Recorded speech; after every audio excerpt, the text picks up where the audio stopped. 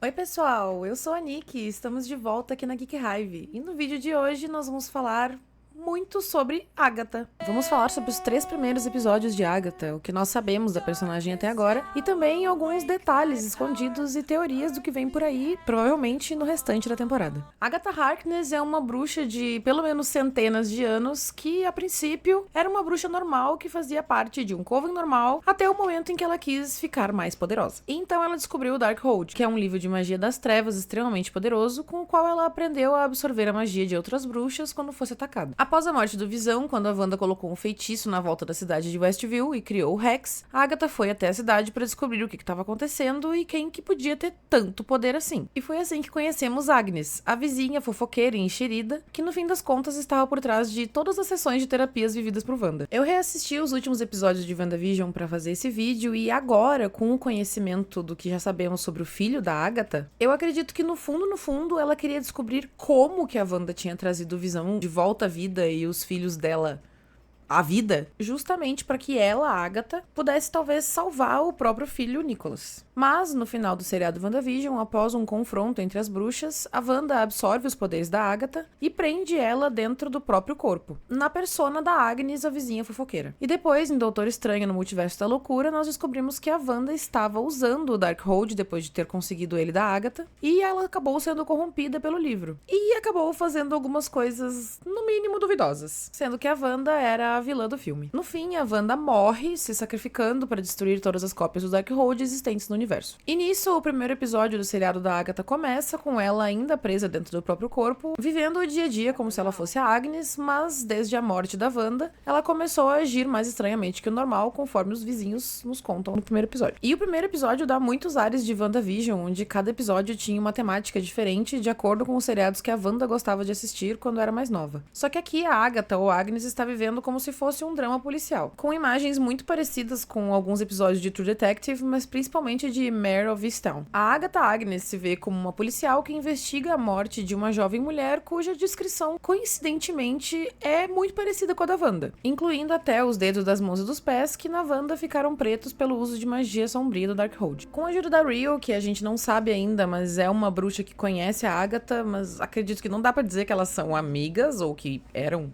amigas, mas aqui ela aparece como uma agente do FBI que teoricamente estaria envolvida nessa investigação que a Agatha está fazendo. Agnes está fazendo. E como eu disse, com a ajuda dela e de um adolescente aparentemente aleatório que invadiu a casa da Agnes numa noite, a Agnes acaba voltando a ser a Agatha depois de conseguir sair das muitas barreiras nas quais a Wanda tinha prendido ela. E um detalhe interessante é que quando a Rio conversa com a Agatha na delegacia, o relógio na parede está marcando 3:33. E depois, quando a Agatha vai interrogar o adolescente também na delegacia, de novo o relógio está marcando 13:33. Sendo esse o número literalmente a metade do número da besta, Do capeta, do esconjuro, do Mephisto. e a soma dos números nas duas aparições, tanto da Rio quanto do adolescente, totalizando o número da besta, será que a Rio e o adolescente, ou um ou outro, tem alguma ligação com o Mephisto? Enfim, a Agatha agora voltou a ser a Agatha e mesmo que ela não tenha nenhum poder nesse momento, a Rio aparentemente quer vingança. E não é só ela. As 7 bruxas de Salem se encaminham para Westview para fazer a Agatha pagar pelos seus crimes, que incluem roubar os poderes das bruxas do coven dela, incluindo a própria mãe, e consequentemente também tirar a vida dessas bruxas. E no caso eu não tenho certeza se isso foi confirmado no seriado, mas as 7 bruxas de Salem parecem muito justamente com as bruxas que a Agatha matou. Eu acho que em algum momento nós vamos ver como que a Agatha e a Rio se conheceram e ou o que aconteceu para elas se odiarem tanto. E também porque que a Agatha morreria se tentasse pegar o poder da Rio, que eu acredito que deve ser o mesmo motivo de por que a Rio não pode matar a Agatha. Por alguma relação ou um contrato ou algum pacto que elas tenham feito ou ainda tenham, que impede que uma mate a outra ou que a Agatha roube os poderes da Rio. O primeiro episódio termina e o segundo se inicia com a Agatha tendo convencido a Rio a deixar ela restaurar os seus poderes antes de elas fazerem o X1 das bruxas, e o adolescente convence a Agatha a levar ele pro caminho das bruxas, porque segundo ele, o caminho dá às bruxas ou bruxos que atravessam o caminho aquilo que eles mais querem. Então, teoricamente, a Agatha conseguiria os poderes dela de volta e ele conseguiria mais poder, que aparentemente é o que ele quer, segundo ele disse. Só que, quando o adolescente vai falar o nome dele, aparece um M na boca dele, ou pelo menos parece muito com um M, como se alguém estivesse costurando a boca dele com a letra.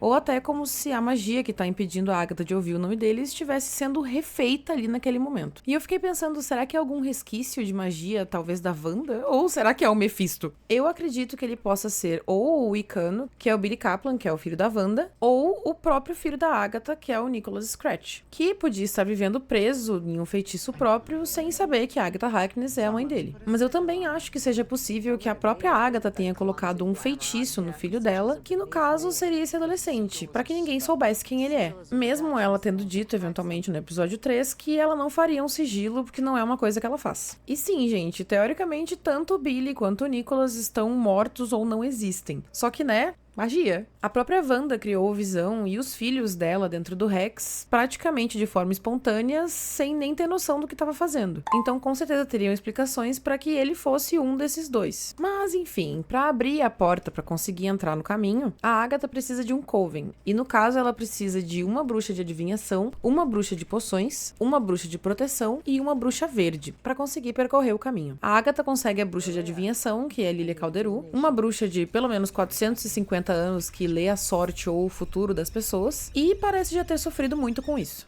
A bruxa de poções é Jennifer Cale, que usa seu conhecimento de poções para ter a sua própria marca de cosméticos, mas aparentemente também está com problemas com essa marca. E além disso, a Jennifer não tem poderes porque ela está sob um feitiço que prendeu a magia dela há pelo menos um século. E por fim, a bruxa de proteção é Alice Wu Gulliver, que é uma bruxa de sangue, o que significa que ela é filha de outra bruxa. E coincidentemente, a mãe dela tentou atravessar o caminho e é isso, ninguém mais soube dela depois. E ela foi praticamente dada como morta. E a Agatha só conseguiu encontrar todas essas mulheres com certa facilidade, justamente porque a Lilia meio que teve uma visão com os nomes delas, incluindo o próprio nome dela, apesar de ela não querer ir inicialmente. Na verdade, nenhuma delas parecia querer ir inicialmente, mas cada uma dessas bruxas busca algo com o caminho. A Agatha e a Jennifer querem seus poderes de volta, a Lilia e também o adolescente querem mais poder, seja qual for o propósito individual de cada um deles, e a Alice quer talvez encontrar a mãe dela no caminho ou pelo menos descobrir o que aconteceu com ela. Quando a Jennifer pergunta pra Agatha se o adolescente que tá com ela é mais um sacrifício infantil, a Agatha faz uma cara. Eu achava que podia ter acontecido algo envolvendo o filho dela na busca de poder original da Agatha que resultou no Darkhold. E isso acabou sendo confirmado no terceiro episódio pela própria Jennifer. Did you know she traded her own child for the Book of the Damned? Mas eu fiquei pensando, então, será que é possível que a ausência do filho dela tenha também alguma coisa a ver com o ódio entre ela e a Rio? Outro detalhe também é que nós sabemos que o filho da Agatha se chama Nicholas Scratch e o coelho da Agatha se chama Senhor Scratch. Pode ser só o animal familiar dela, que ela colocou um nome parecido com o nome do filho dela, como uma homenagem, ou tem gente que acha que é o próprio filho dela que talvez esteja preso em formato de coelho. Um outro detalhe também é que a Agatha carrega um broche que parece ter 3 mulheres representadas. E dentro desse broche tem uma mecha de cabelos que bem provavelmente é justamente do filho dela. E essa representação das 3 mulheres no broche é a deusa tríplice, que seria a representação da virgem, da mãe e da anciã, que representa as fases da vida das mulheres. E também representa 3 fases da lua: a crescente, a cheia e a minguante. Mas enfim, pra fechar o coven ficou faltando uma bruxa verde, já que a Agatha não quis ir atrás da bruxa verde que a Lilia tinha escrito no papel, que segundo a própria Lilia não era identificada por um nome, mas sim por um coração preto. E ora, quem que tinha dito pra Agatha que o coração dela era preto e que batia pela Agatha? A própria Rio. E nós podemos ter certeza que a Rio seria uma bruxa verde porque tem várias imagens promocionais, até no trailer da temporada, da Rio vestida de verde. E como dá pra perceber nas bruxas do coven atual da Agatha, todas elas meio que usam as cores específicas com relação aos seus poderes. A Lilia usa amarelo, a Alice usa vermelho, como os detalhes no cabelo e no colar, e a Jennifer usa tons rosados e uma pedra no colar, que parece ser quartzo rosa. E óbvio, a Agatha usa tons arroxeados desde WandaVision. A Agatha, sabendo exatamente de quem se tratava, preferiu escolher uma outra pessoa que poderia servir, que é a Senhora Hart, já que a pronúncia do sobrenome Hart é a mesma pronúncia da palavra coração em inglês, que seria Heart. Só que para todos os efeitos, a Senhora Hart, que na verdade se chama Sharon, porque Senhora Hart foi o nome que a Wanda deu para ela dentro do Rex, a Sharon não é uma bruxa. Apesar da Agatha chegar comentando sobre como o jardim dela está muito bonito e ela dizer que ela tem o dedo verde. Como a Agatha disse pro adolescente, ela só precisava de pessoas que fossem bruxas o suficiente, não necessariamente de pessoas que estudaram e que eram bruxas com poderes fortes. e talvez elas nem precisassem necessariamente saber que são bruxas, como pode ser o caso da Sharon. Mas como aparentemente na visão da Agatha o dedo verde da Sharon parece ser o suficiente para ela se encaixar como uma bruxa verde, o coven está completo. Então, com todas as vagas preenchidas, elas cantam a balada do caminho e... nada acontece. Elas começam a discutir e a Lily se dá conta de que talvez a Agatha nem tivesse intenção de levar elas junto no caminho, e sim só de roubar os poderes delas para conseguir fugir ou pelo menos ter poder suficiente para, quem sabe, combater a Rio quando ela voltasse. Mas enquanto elas discutem, a porta aparece no chão e bem a tempo, porque as 7 bruxas de Salem chegaram para catar a Agatha pelos crimes dela. Mas elas e o adolescente conseguem entrar no caminho e fugir. Nesse episódio, nós também vimos muitos detalhes indicando várias similaridades entre o caminho e todo o seriado da Agatha com o Mágico de Oz, como a própria estrada que as bruxas precisam percorrer esperando encontrar o que elas mais querem no final, e também o detalhe das bruxas do Oeste e do Leste, no seriado representadas pela Agatha e pela Rio, sendo que a Agatha reside até então em Westview, que é Oeste, e a Rio chegou vinda de Eastview, que é no Leste. Também, quando a Agatha vai apresentar o adolescente para Alice, ela fala que ele é o Toto, que é o nome do cachorrinho que acompanha a Dorothy no Mágico de Oz. E os animais que a Agatha ficou tentando evitar durante todo o segundo episódio provavelmente são os animais familiares das 7 bruxas de Salem. Mas agora elas já estão no caminho e, como diz a balada sobre o caminho, elas vão passar por provações, o que nos traz ao terceiro episódio. E elas aparentemente vão atravessar o caminho e passar por essas provações de pés descalços. E na primeira provação, que acontece numa casa chique na praia, elas têm que tomar um vinho e descobrem que ele está envenenado. Ou seja, a primeira provação é da bruxa de poções.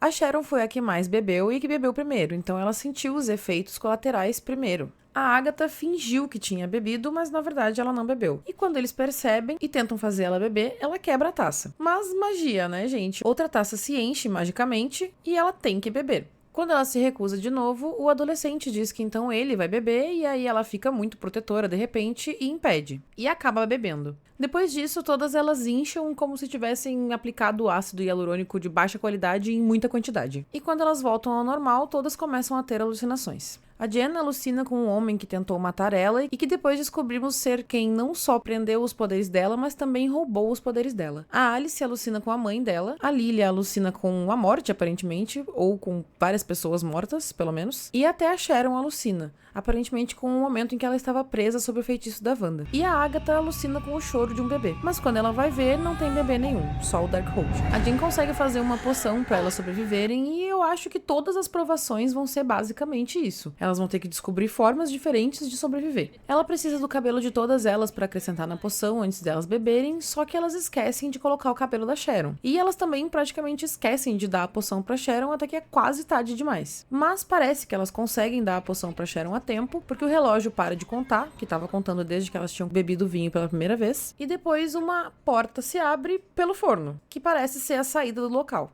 E aliás, a casa começou a inundar também. Muito saudável. Todas elas passam, o adolescente também, e elas levam a Sharon. Só que, quando eles chegam do outro lado, descobrem que a Sharon morreu. Eu acho que foi porque eles não colocaram o cabelo dela na poção antes de dar a poção pra ela. Antes disso, eu tinha ficado na dúvida se a Sharon era realmente só uma pessoa com tendências bruxânicas, o suficiente pra completar o coven da Agatha, ou se, por exemplo, quando ela quebrou o feitiço da Wanda em WandaVision pra pedir pra deixar o marido dela respirar, fosse algum indício de que, na verdade, ela é poderosa e talvez ela realmente não saiba disso. Só que agora fica complicado, né, Marvel? E não dá nem pra dizer que não tem corpo, porque eles literalmente focaram na senhora ali, pálida, morta. Mas eu, sinceramente, não quero acreditar que eles vão matar essa personagem assim do nada. Eu fiquei chocado, eu confesso. Mas assim concluímos os 3 primeiros episódios de Agatha desde sempre. Vocês também tinham reparado nesses detalhes nesses episódios de Agatha? Se você chegou até aqui e gostou desse vídeo, considere deixar uma curtida e também se inscrever no canal pra não perder outros conteúdos e pra me ajudar a crescer. It was Agatha!